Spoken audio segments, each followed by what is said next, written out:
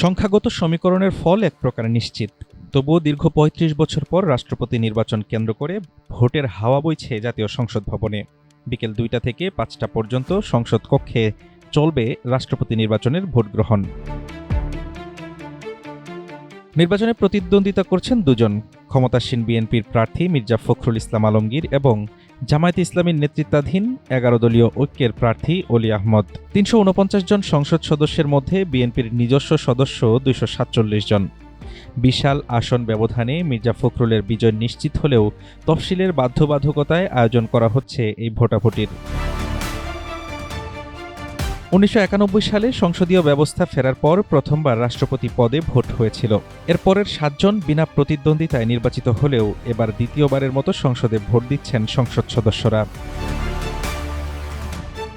রাষ্ট্রপতি নির্বাচনে নির্বাচনী কর্তা হিসেবে দায়িত্ব পালন করছেন প্রধান নির্বাচন কমিশনার এএমএম নাসির উদ্দিন। বর্তমানে সংসদের অধিবেশন চলমান না থাকায় ভোটগ্রহণের জন্য সংসদ সদস্যদের আলাদা বৈঠক ডাকা হয়েছে। এই বৈঠকে সভাপতিত্ব করার পাশাপাশি নির্বাচন পরিচালনা করবেন সিইসি নিজেই। সংসদ সদস্যরা নিজ নিজ আসনে বসে ভোট দেবেন। প্রথমে ব্যালট পেপারের মুড়ি অংশে পূর্ণ নাম লিখে স্বাক্ষর করে ব্যালট গ্রহণ করবেন। এরপর মূল ব্যালটে পছন্দের প্রার্থীর নামের পাশে নির্ধারিত স্থানে আবার পূর্ণ নাম লিখে স্বাক্ষর করবেন। রাষ্ট্রপতির দায়িত্ব পালনরত স্পিকার হাফিজ উদ্দিন আহমদ এবং ভারপ্রাপ্ত স্পিকার কায়সার কামালও সংসদ সদস্য হিসেবে এই নির্বাচনের ভোটার। তাদের ভোট দেওয়ার জন্য সংসদ কক্ষে আলাদা আসনের ব্যবস্থা করা হয়েছে বলে সংসদ সচিবালয় সূত্র জানিয়েছে।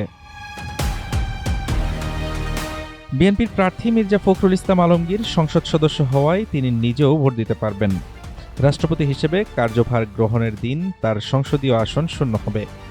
অন্যদিকে অলি আহমদ সংসদ সদস্য নন, তাই তিনি ভোট দেওয়ার সুযোগ পাবেন না। ভোট গণনা শেষে সংসদ কক্ষেই তাৎক্ষণিক ফলাফল ঘোষণা করা হবে। এরপর নবনির্বাচিত রাষ্ট্রপতি বঙ্গভবনে আনুষ্ঠানিকভাবে গ্রহণ করবেন রাষ্ট্রীয় ক্ষমতার দায়িত্ব। হাফিজুর রহমান তুষার, ঢাকা টুডে।